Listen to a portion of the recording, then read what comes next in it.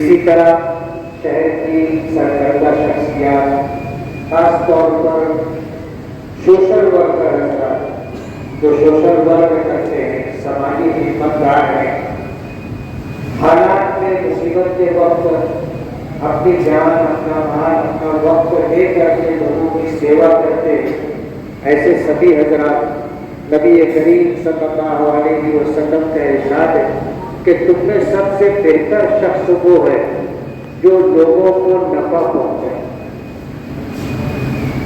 بظاہر اس خدمت کو بہت معمولی سمجھا جاتا ہے، لیکن یہ اتنی اعلیٰ درجے کی خدمت ہے کہ آپ اندازہ نہیں کر سکتے۔ نماز ہو، روزہ ہو، زکوٰۃ ہو، حج ہو، یہ عبادت ہے اور اس کا تعلق بندے کا اور اللہ کا تعلق ہوتا ہے، لیکن سوشل ورک کہو، سماجی خدمت کہو، مخلوق خدا کی راحت رسانی کے لیے کام کرو، اللہ تعالیٰ کو یہ عمل بہت پسند ہے۔ ایک حدیث ہے، حضرت عبداللہ ابن عباس رضی اللہ تعالیٰ حضور کے چچا زاد بھائی، عمر میں حضور سے کافی چھوٹے تھے، لیکن زیادہ تر وقت تو حضور کی خدمت میں گزارا کرتے تھے۔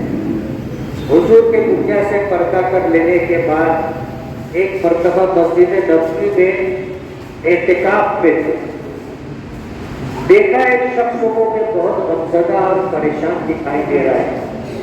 انہوں نے پوچھا کہ بھائی کیا بات ہے، آپ مجھے پریشان دکھ رہے ہو؟ تو اس شخص نے کہا کہ میں واقعی پریشان ہوں، اور وجہ اس کی یہ ہے کہ میں ایک شخص کا مقروض ہوں اور قرض ادا کرنے کا وقت آ چکا ہے، لیکن میرے پاس قرض ادا کرنے کی طاقت نہیں، میرے پاس انتظام نہیں۔ اس بات کو دیکھ کر کے میں بہت پریشان ہوں۔ حضرت عبداللہ ابن عباس رضی اللہ تعالیٰ عنہ فرمانے لگے کہ کیا میں تمہاری سفارش کر دوں، تمہیں کچھ مہلت، کچھ وقت دلوا دوں؟ تو وہ کہنے لگے کہ ہاں، اس سے بڑی بات، اس سے اچھی بات اور کیا ہو۔ حضرت عبداللہ ابن عباس اپنے اعتکاف کی جگہ سے اٹھے اور اپنی ڈیوٹی کے مسجد سے باہر نکلنے لگے، تو اس شخص نے یہ سمجھا کہ شاید یہ اپنا اعتکاف بھول گئے، روکا اور متوجہ کیا کہ حضرت آپ تو اعتکاف میں، آپ باہر نکلیں گے اعتکاف ٹوٹ جائے گا۔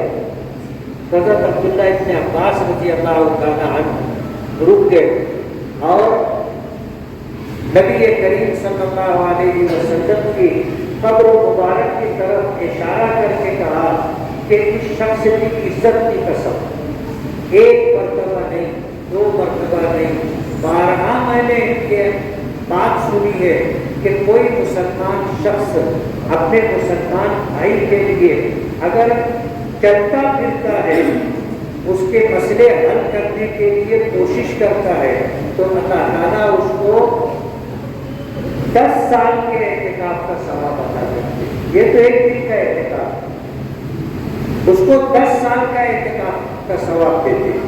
حدیث تفصیل سے ہے کہ اللہ تعالیٰ اس کے اور جہنم کے درمیان 3 خندق حائل کر دیتے، اور ہر خندق کی مسافت اتنی ہے کہ اس کو طے کرنے کے لیے آدمی کو ہزاروں سال لگے۔ بتانا یہ ہے کہ یہ سماجی خدمت جسے لوگ بہت معمولی سمجھتے ہیں، لیکن اللہ کے نزدیک اس کی بڑی اہمیت ہے۔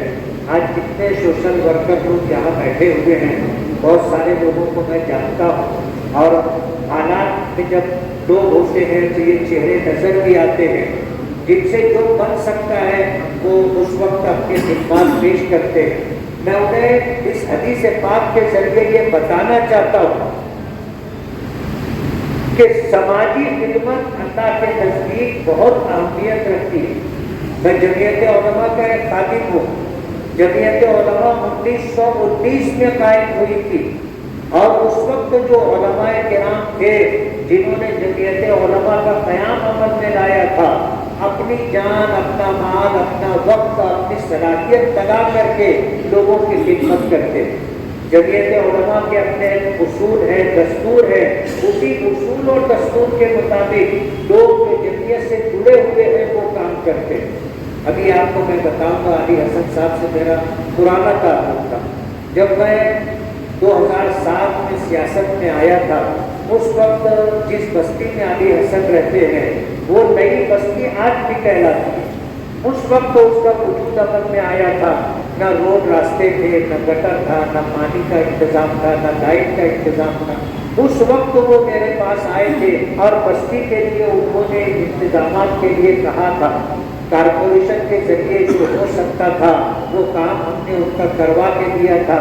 बस्ती वालों को याद हो न याद हो, लेकिन जिनसे हमें अजर देना है, अल्लाह तो सब कुछ जानता है, उसे सब कुछ पता है। आज मैं ये बात नहीं कहता अगर जिया मुस्तान इस बात का तस्करा नहीं करते, लेकिन समाजी खिदमत आदमी को हमेशा करना चाहिए। जमीयत उलमा एक समाजी तंजीम है और उसके दस्तूर में ये बात है कि जमीयत उलमा से वाबस्ता कोई शख्स गैर फिरका परस्त किसी सियासी